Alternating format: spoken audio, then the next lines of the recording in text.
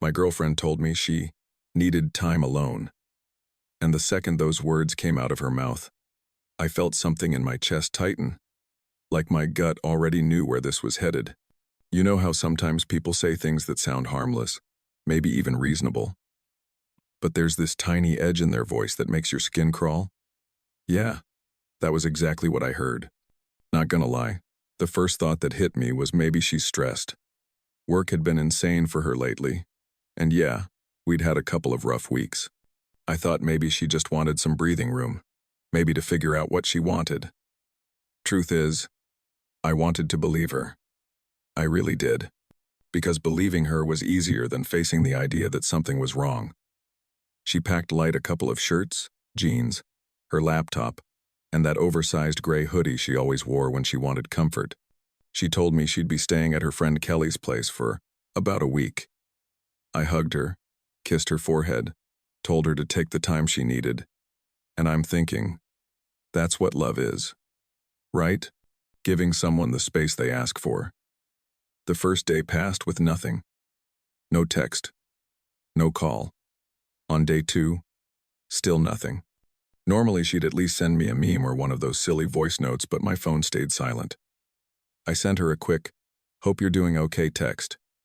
No reply. Day 3, that's when it started to feel wrong. I'm drinking my coffee in the kitchen, scrolling through Instagram, and then I see it. Not from her account, but from some guy's story mark. She's at a coffee shop with him, leaning in so close it looked like she was sharing a secret. And here's the kicker. I know that coffee shop. It's across town, nowhere near Kelly's place. My stomach dropped. I told myself maybe they're just friends, maybe they ran into each other. But the way she was looking at him, yeah, it didn't feel like coincidence. That night, nothing from her again. The next morning, nothing. Then Friday morning, my buddy calls me. "Hey man, I don't know if I should tell you this, but I just saw your girl leaving Mark's apartment building. 7 a.m. I froze. My heart was pounding in my ears. I asked him to describe what she was wearing, same gray hoodie. My hands were shaking so bad I had to put the phone down. And here's the thing. I still wanted to believe maybe there was an explanation. Maybe she crashed on the couch. Maybe Kelly lived nearby. But my gut wasn't buying it. I didn't text her that day. I wanted to see if she'd bring it up on her own. That evening, she finally sends a message. "Hey, can we talk soon?" I stared at it for a long time. Talk about what? The fact that you've been ghosting me for almost a week? The fact that I've seen you with another man? The next day, she shows up at my place like nothing happened, smiling, hugging me, even kissing me on the cheek. She sits down on the couch and says, "I just needed to figure out who I am without us." And I'm sitting there, silent, staring at her, just letting the weight of it hang in the air. She keeps going. "I realized I still love you, and I want to come back." And I'm thinking, now you want to come back? After disappearing? After spending the night at another man's place? After ignoring every single call and text? My jaw tightened. I didn't answer her right away. I wanted to see if she'd tell me everything without me having to ask. Because the truth is, what I found out next would change everything. I just sat there, looking at her, letting the silence work for me. Because sometimes, silence is louder than any words. She shifted in her seat. Like maybe she thought if she smiled enough or touched my arm, it would make me forget the last week. You know what she did next? She reached into her bag, pulled out this little envelope, and slid it across the coffee table toward me. "I wrote you a letter," she said, her voice soft, almost rehearsed. And I'm thinking, a letter? After 3 years together, after disappearing, after me finding out you were at another man's apartment, you bring me a letter? I picked it up, but I didn't open it right away. I wanted to hear her voice, not read her excuses. "You know I've been lost lately," she started. "And I needed to figure out who I am. And yeah, I made mistakes, but I realized I still love you. Mistakes. That word hit me. Not a mistake, plural. I raised my eyebrow, but I didn't say anything. Just stared. She looked down and started fidgeting with her hands. I didn't plan for anything to happen. It just did. And I know I hurt you. But it was only physical. My heart never left you. I swear. My blood was boiling. Only physical? Like that made it better. I leaned back, crossed my arms, and said nothing. And that's when she started filling the silence. She told me about meeting Mark for coffee, how it was supposed to be just to catch up, how one drink led to another, how she didn't mean to stay over. She said she slept on his couch, then quickly added, "Well, the first time." My stomach turned. First time? So there was more than once. I kept my face still, but inside I was a storm. I asked, "How many times?" She froze, her eyes darting away. "It doesn't matter. It's over now," she said. And I'm thinking, oh, it matters. It matters a lot. "Tell me," I said quietly. She hesitated, then whispered, 3, maybe 4 times. I laughed. Not because it was funny, because I was done being angry. I'd passed anger and landed in a place where I just didn't care anymore. Not gonna lie. Part of me wanted to throw her out right then. But another part of me wanted to hear every disgusting detail, because I wanted her to know. I knew. She kept talking, telling me how she felt confused and pressured by her own emotions, how she thought we were drifting apart. And here's the thing. Not once did she actually apologize. She danced around it, talked about us and our future, but never said the words, "I'm sorry." I leaned forward, looked her dead in the eye, and said, "You know I know about the morning you left his place." She froze. Color drained from her face. "Who told you?" she asked. I just smiled. "Does it matter?" She tried to laugh it off, said, "It's not what it looked like." I shook my head. It looked exactly like what it was. She started to cry then. Real tears. The kind that streak down your face and make your voice shake. "I love you," she said again, like repeating it would somehow erase what she'd done. And here's the thing. Part of me believed she thought she meant it. But love isn't leaving for a week to find yourself in someone else's bed. Love isn't making me feel like a fool while you're posting smiles on Instagram with another guy. She reached for my hand, but I pulled it back. I told her, "I don't think you understand what you've done." She tried to argue, but I cut her off. "If you want me back, you need to tell me everything. And I mean everything. No more half-truths. No more it just happened. Lay it all out."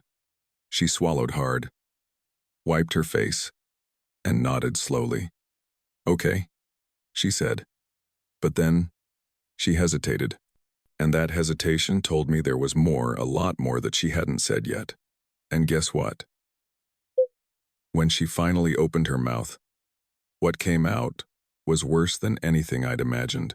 She took a deep breath, like she was about to dive into cold water, and finally said it. It wasn't just Mark. My chest tightened instantly. I felt the air in the room change. "What do you mean, it wasn't just Mark?" I asked slowly. She couldn't look at me. Her eyes stayed glued to the floor, like maybe if she didn't make eye contact, the words wouldn't hit as hard. "When I left, I was hanging out with a few people I used to know. I went out, I drank, and I ended up with a couple of them. A couple. Not one. Not even just Mark." I leaned forward, elbows on my knees, staring at her. "How many?" She hesitated. "2. Other guys," she said finally, her voice so quiet I almost didn't catch it. And I'm thinking, that's 3 men in less than a week. I just sat back and laughed, not because anything about this was funny, but because it was so absurd. It didn't even feel real anymore. "You were on a break, right?" I said. She nodded quickly, like that somehow justified everything. We never officially broke up, but I thought maybe we could figure things out after I had some space. I shook my head. Space? You didn't need space, you needed a revolving door. She started crying harder, saying she didn't mean for it to happen, that she was lost, that she didn't realize how much she loved me until it was too late. And here's the thing. If she'd just been with one person, maybe I could have convinced myself it was a mistake. But 3? That's not a mistake. That's a choice. Multiple choices. And every time she made one, she was choosing not to be with me. Why are you even here? I asked her. She looked stunned. Because I love you, she whispered. I shook my head again. No. You love the idea of me forgiving you. You love the idea of not dealing with the consequences of what you did. She reached for my hand again, but I pulled away. The truth is, I'd made up my mind the second my buddy told me he saw her leaving Mark's apartment. This whole conversation, this was just me giving her enough rope to hang herself with the truth. She tried again to explain, saying the other guys didn't mean anything, that she was just trying to feel something because she was numb inside. And I'm thinking, yeah, you felt something all right. I stood up, walked to the door and opened it. She looked at me like I'd just slapped her. You're kicking me out? I didn't yell. I didn't curse. I just said, you wanted time alone, now you've got it. She froze, eyes wide, tears streaming down her face. Please don't do this. I made a mistake. I can change. I shook my head slowly. No. You made several mistakes. And the only thing that's changing is that I'm done. She stood there for a moment like she couldn't process it, then finally grabbed her bag and walked out. The door clicked shut, and for the first time in over a week, the house felt quiet, peaceful even. I just stood there, staring at the door, and let the silence sink in. And guess what? An hour later, my phone buzzed. It was a message from Mark. Just 3 words. I'm sorry, man. That was the final nail in the coffin. Not because I needed confirmation I already knew, but because it proved something else. Even he knew she'd crossed the line beyond repair. I didn't reply. I didn't need to. Some people think closure comes from a conversation.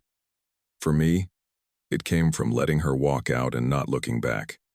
And that's exactly what I did. You know, I thought that was the end of it. I thought once I closed that door, once she walked out of my life, that would be the last time I'd ever hear her name. Truth is, life has a funny way of throwing you curveballs when you least expect it. 2 weeks later, I'm sitting at a diner, just enjoying my coffee, scrolling through my phone, and guess what pops up in my feed? A picture. Not just any picture her. With Mark. And not just with Mark, with someone else I didn't recognize. Arm around her, smiling like she didn't have a care in the world. At first, I laughed. I mean, let her live her life, right? But then I noticed the location tag. It wasn't anywhere local. It was across the state, in a town I knew all too well. And here's the thing. That town, that's where my cousin lives. My cousin who, not 2 days earlier, had called me to say he ran into someone who asked a lot of questions about me. Now my brain's spinning. Why is she in that town? Why is she suddenly popping up in places connected to my family? And more importantly, why is my cousin acting all cagey when I ask what they talked about? Trust me, you don't want to miss what happened next. Because when I found out why she was there, and who she was really with, it made everything from before look like child's play.